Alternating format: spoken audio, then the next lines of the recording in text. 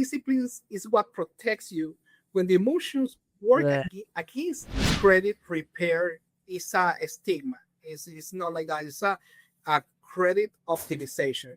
With the Right. immigrants, talking specifically about the Latin American people, doesn't know about that system. We don't have credits in our countries, and it's a Mm-hmm. reputation school.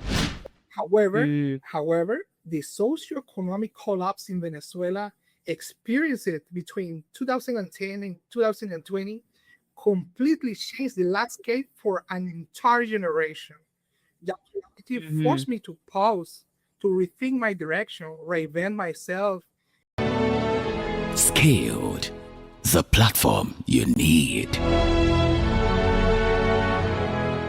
Welcome to another episode of the Skilled Edge Show, where we speak with entrepreneurs, CEOs, and service based business owners about how to increase cash flow and profits using fully automated AI marketing systems while repaying credit and securing the funding they need to scale their operations. In this show, we don't just talk about business growth, we dive deep into the human side of success, exploring the four core domains of who we are, our body, being, balance, and business. So sit back and get ready for an insightful conversation that goes beyond profits and systems into purpose, mindset, and meaning. Today, I'm thrilled to have Freddy Cuba with us. Freddy Cuba is a Venezuelan immigrant with a multidisciplinary background as a civil engineer, attorney, public accountant, and licensed pilot, bringing together structured thinking and real world execution through graduate level studies in project management, artificial intelligence, and it's all applied to business and commercial and labor law. He currently works as a project engineer at Allied Wells Drilling, a recognized leader in the geothermal and drilling sector in the United States, where he operates in a complex, high stakes project environment across infrastructure, construction, and energy related operations. Freddie's journey through immigration, professional reinvention, and demanding operational settings shaped his perspective on leadership, adaptability, and accountability, and ultimately led him to create Mina Corporate Group with a purpose, which is a purpose-driven venture supporting entrepreneurs, particularly immigrants, as they build a structure and clarity from a migratory, administrative, and financial perspective. Welcome to the show, Freddie. It's such a pleasure to have you here. Thank you so much, Shiba. It's a great presentation. Mhm. I truly appreciate the Yeah. invitation on this space. It's an honor to be here and to share not only my professional experience, but also the human side of the journey. Thank you for the opportunity. Yeah.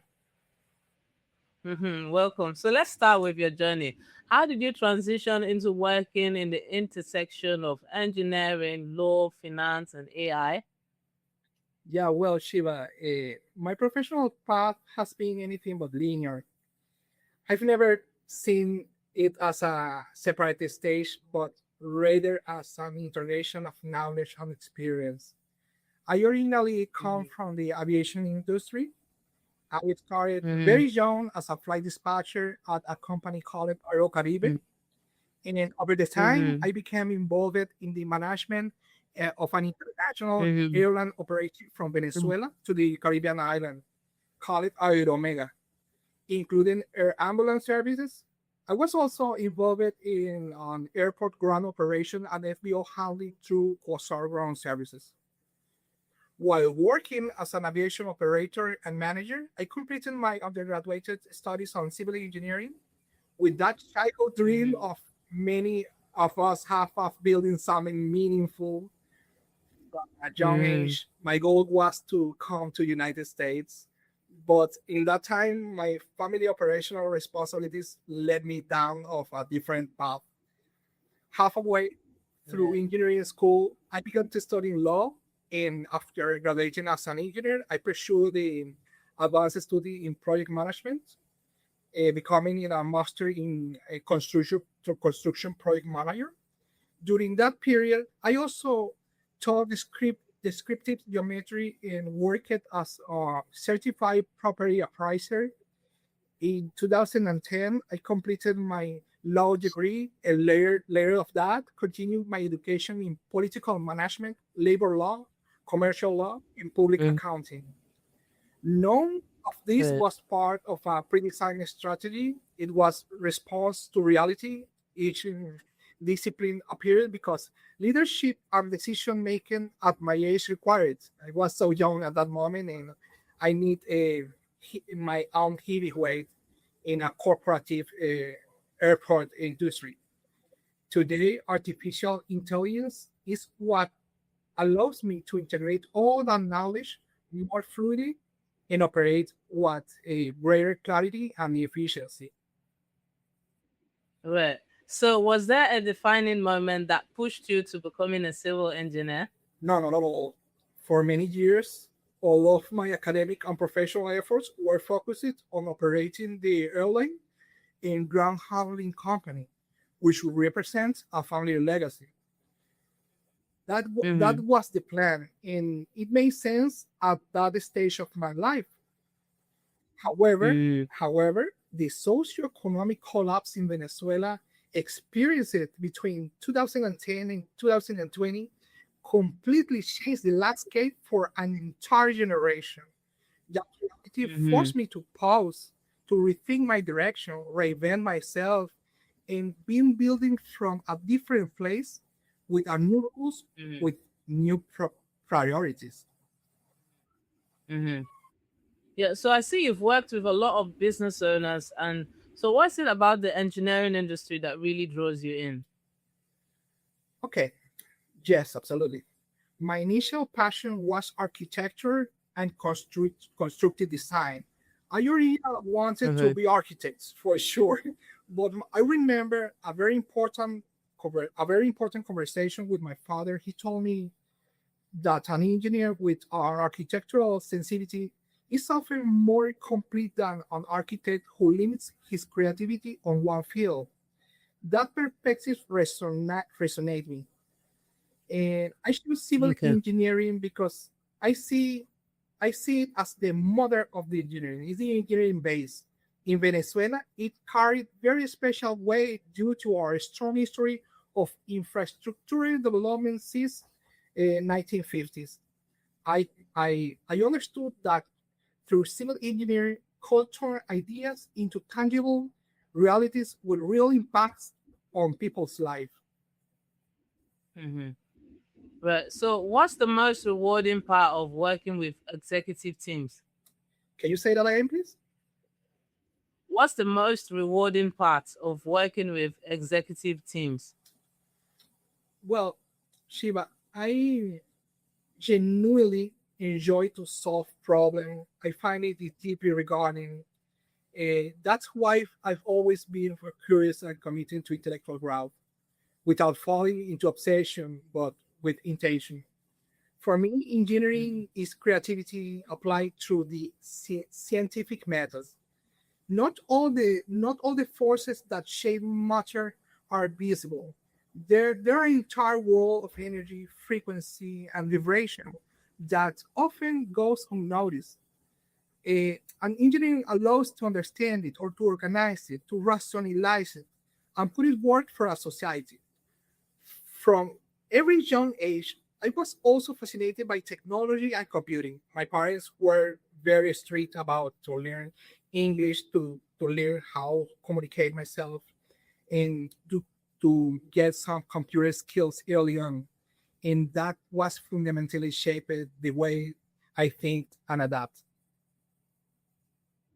Right. So, now that we've talked about your professional journey, I'd like to go deeper into areas that shape not just our careers, but our lives as a whole.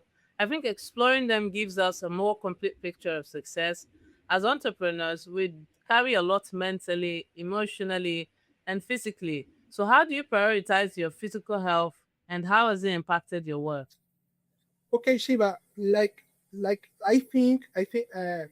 I think it's all about leadership. It's about control yourself. You need to know yourself and that put you in a situation that you must pass from defeated times. It's very important to understand that the happiness is about to solve problems, and we are misunderstanding the commodity. I don't know how to say Right. that very well, but I can notice that early generations are focused on leverage, not about responsibility. And this is something that I learned very very early. You will keep growing, you will keep gain self confidence in the same way you are solving problems, and you don't have to avoid them. You have to grow from them. You want predictable growth. You think you can scale a real business by duct taping tools together and praying that the team keeps up. You're right. Try this new tool. Actually, don't. Because that's the fastest way to burn out your people, your systems, and your sanity. Let me be real with you for a second. You don't need a new tool. You don't need another dashboard, another automation hack, or another quick fix. Because growing a business without real operational leverage feels like running a marathon on a wet cement. You're juggling Slack threads, email reminders, spreadsheets, quick fixes, and somehow still hoping they're not embraced. You're alright. One missed follow-up, one forgotten task, one handoff that slips, and suddenly your entire pipeline feels like a Jenga tower in an earthquake. For some of you, projects are moving, but workflow feels fragile. Everyone is busy, yet nothing is truly under control. For others, the chaos is in the pipeline. Leads get lost, follow-up is inconsistent, revenue swings up and down like a jangulator, and growth depends entirely on efforts instead of structure. This isn't because you're lazy or unfocused or undisciplined. It's because you're trying to scale output on top of manual work, heroic effort, and mental load. That friction you're feeling, it's the system telling you this doesn't scale. And here's the most part that founders don't want to admit. If results only happen when people push harder, you don't have leverage. You have strain dressed up as progress. And every month you delay fixing those leverage gaps, that friction compounds. The workload grows heavier, decision slows down, execution becomes harder to trust. Here's the shift. Stop trying to work harder through the problem and start trying to design a business that produces results even when no one's scrambling. That means treating your operations, your pipeline, and execution like a real system, not a collection of good intentions and checklists. You get what I mean? The goal is simple. Fewer moving parts, cleaner execution, and stronger throughput. That's why we created the AI Systems Review. Not a pitch, not a gimmick, not another shiny tactic. It's a clarity session where we map out how your pipeline, delivery, and financial signals actually flow across the business. We expose where leverage is leaking, where work is carried out by effort instead of structure, and where automation and systems can turn chaos into predictable momentum. We have run this review between businesses that are doing between $200,000 and $1 million, and the same pattern appears every single time. Once the friction points are visible, leverage becomes buildable. For business owners who want to claim clarity and control, and for founders who want to scale output, compounding performance, this is where both align. You get what I mean? You walk away with a practical roadmap, clear priorities, and a realistic path to growth that doesn't rely on pushing harder every quarter. Whether you choose to implement with us or not, you've got a choice. Here's the choice. Keep building on manual effort, memory, and best intentions, and hope that nothing breaks. or build a business that grows with structure, leverage, and predictable outcomes. Unless you genuinely believe that your business couldn't perform any better than it does today, click the link to book a session. Right. So, what's your go-to routine to stay active and grounded amidst your busy schedule? Can you say that again, please? Yeah. What's your go-to routine to staying active amidst your busy schedule? Well, uh, my priority, my first priority is my health. Uh, it's Right. not just a cliche. I used it to accumulate a lot of stress until I stopped it and realized that what affected it most wasn't just diet, but how much attention and planning. I started by limiting exposure to the misinformation, media noise, to excessive digital stimulation, social media, Mm. infinite scrolling seriously damage focus. I moved late Right. nights consuming TikTok, Instagram content to building systems centered on your Right. and I built a system centered on real rest, on meditation, conscious breathing, reflection, and performance-based nutrition. Just not eat for entertainment. That Mm. that shift brought back clarity and energy to me. Right. So, for many people, faith and mindfulness practices are the center of their lives. So, how does faith and a sense of being influence your business and relationship? Yes, the thing with my faith is that give me purpose. It's a strong relationship. Uh, I say to my kids, it's not about belief, it's about knowing. And this is one Right. of the most important questions for me, Shiva. I live a spiritual life in presence of Christ. Well, I don't Mm. define myself like a religious in tradition sense. Right. For me, faith isn't blind belief. Is more Right. awareness. I believe God is the creator of everything, from the stars unto the molecules that make us who we are. Everything responds to a perfect design in a kind of divine engineering. From that understanding, purpose becomes clear. We are not here just to satisfy desires, but live with Mm. responsibility, character, and service. Living with purpose means choosing what is necessary over what is emotionally convenient. That Right. realization led me to replace motivation with discipline as my main driver. Mhm. Right. So, balancing business and personal life can be tough, especially when you are in a high demand industry. How do you maintain strong relationship with those closest to you? Yeah, to respond that in short, it's about prioritization. And with that word, we come back again into the awareness. Human relationships are the foundation of the society, and the most important lesson for me was to learning leave the judge mode I use in engineering projects to out of my personal relationships. That was crucial. Every person has a world of their own, with a unique emotional orchestra and conductor. The human mind, the Yeah. most complex system in nature, I truly believe would be better if we look at inward more often instead of constantly looking outward.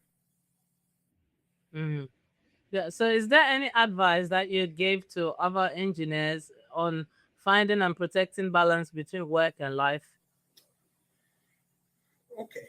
Eh, I think the base of that that I think the base to find that balance is to have awareness. You can prioritize yourself, but you have to have Yeah. a spiritual base so you can keep your goal and your Yeah. authority. And with that Mhm. habits, then you are working with authority in your life.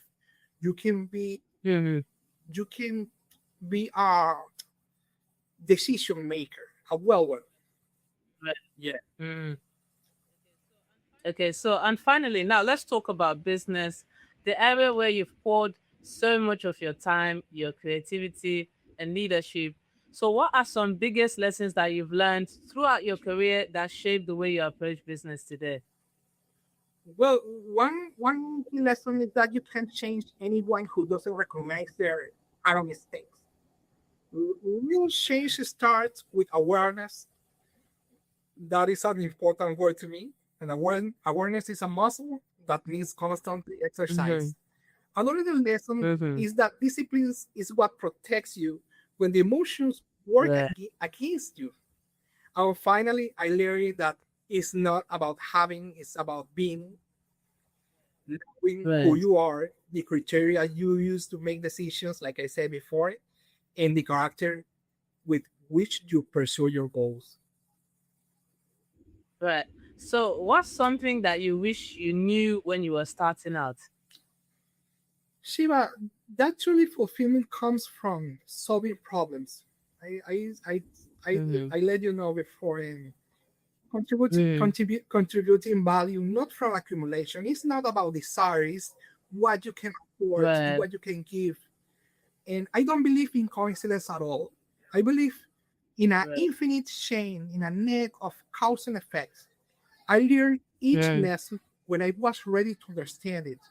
I failed many Mm-hmm. times, and every fall confirmed a lesson.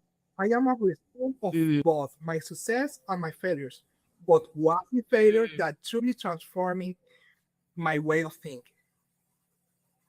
Right. So, what are some bottlenecks that you're currently, or challenges that you're currently navigating in your business, and how are you approaching them?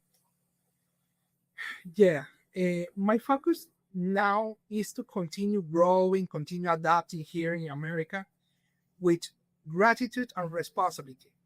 Here in the, here in the Mm. United States, a country that opened its doors to me and my family and gave us Right. opportunities we never imagined.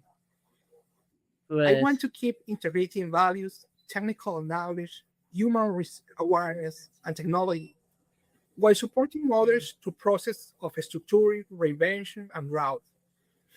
I've become deeply involved in AI, data management, and process automation, and I want to remind my colleagues that isn't the threat, it's a tool to amplify our capabilities, not to replace Mm-hmm. them. The game has changed at all. The experience remains Mm-hmm. invaluable. People can find me primarily on LinkedIn and to our ongoing projects. I use a lot of LinkedIn. We're here to help and to grow together. I have a Right. lot to learn. Uh, Yeah. So many people think that credit repair is just about disputing negative items, but they find themselves back in the same financial problems later. So, from your experience, what mindset or major shift do someone need to make, if they want that credit repair to be actually to lead to long-term financial stability and not just a temporary score boost? yeah, Shiva. Well, with that venture with Mina Corporate Advisors, we are focused in the Mm-hmm. same people that is suffering what we suffer when we arrive here. I think the same credit repair is a stigma. It's not like that. It's a credit optimization. With the Right. immigrants, talking specifically about the Latin American people, doesn't know about that system. We don't have credits in our countries, and it's a Mm-hmm. reputation is what Right. yeah, it's the way that you are a payer and you need that capital to start your business. And I plan to use the Mina channel to start to uh, helping people, giving the right and pragmatic information how it works from the moment that they arrive here in the United States until the moment that they are becoming in our his juridical person, the companies. It's not just about to have a good credit level score. It's just about how how how's that of register a company, what company is convenient for me, uh, Mhm. how can I approach into the bank to assume that I can afford Right. specific credits. It's about the company object. It's a lot of accessory that we can provide to the to all the entrepreneurship that wants some helps about credit reparation is important, but in specific moments. Right. So your intersection of engineering, law, accounting, and AI, areas that most people treat completely separate. What problems does that create for businesses, and how does integrating these disciplines prevent, help them prevent costly mistakes that make smarter decisions? Well, in the joining of many disciplines, starting Right. talking about law is well integrated with all disciplines. All is based in law. The law is based in the society habits. And I think I bring an holistic big picture perspective. I can analyze a legal process from litigation standpoints, evaluate projects from a technical and constructive perspective, and the same time assesses its financial and administrative impact. Integrating law, finance, and engineering allows me to understand the true scope of a very different projects from business and software to interpretation or housing developments. I always work with contingencies, risk analysis, and forecasting in mind. Right. That knowledge that I kept in my original country is what I'm trying to adapt in an integrating block using AI. Right. So many immigrants and first time entrepreneurs entering the US, they feel overwhelmed by paperwork, compliance, and how to structure their business properly. From your work at Mina Corporate Group, what are those common pitfalls they face, and what should they do, if they find themselves, to set themselves up for success? Yeah, Shiva, we find that a lot of cases of that kind of disorder. We have clients in a different step of the process.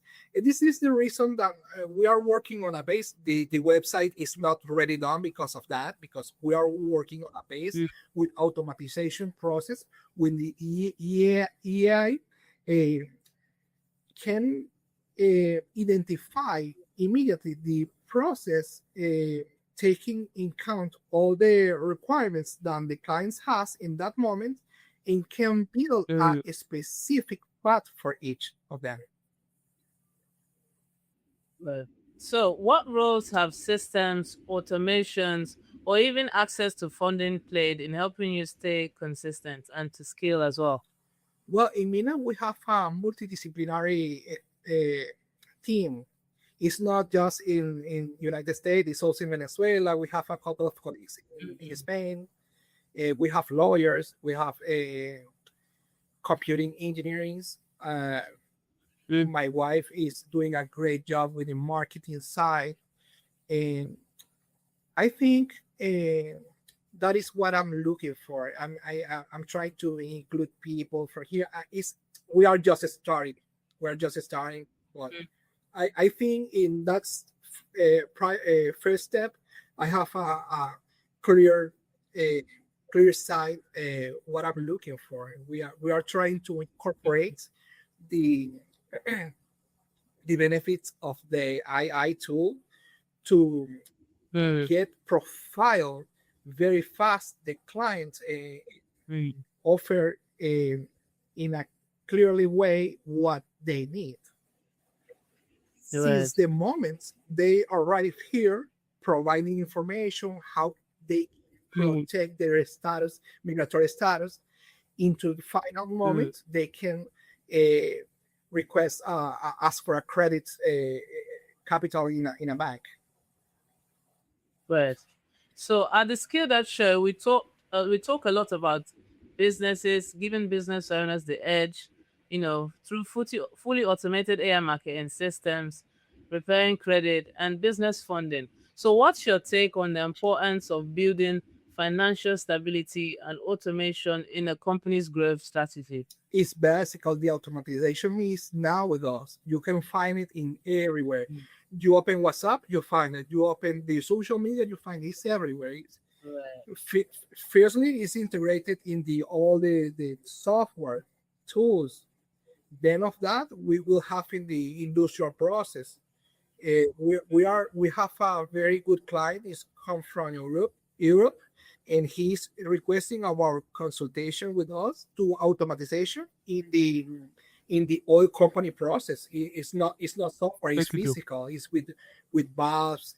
It's something very different, but we can apply it to everything. Right. So looking ahead, what's next for you? Do you have any big goals, upcoming projects, or both in business and marketing and business growth?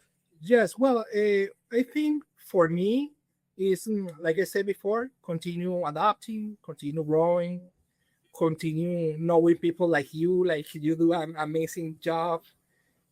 Well, we Thank you are very very honored with that interview, and much. it's an opportunity to talk about what we are doing because, like I said, Right. the website is not done. I need a couple of weeks. We are so excited, but basically we need to getting settled, getting established here, and I think Wilmina has a very specific object. It's a paralegal, migratory Mm, consultant company, and we are mhm. including all the entrepreneurship tools, how to start companies, and for that side is like that. And for me, like project engineer, well, Shiba, I'm pursuing my professional project manager license maybe this year. Well, that's my next goal. Eh, Mhm.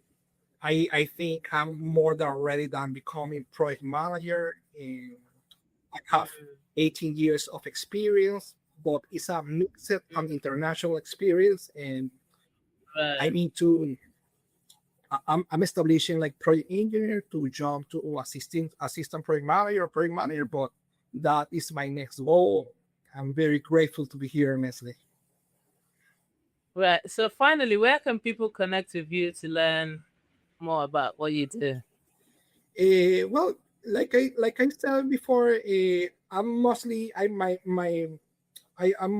LinkedIn.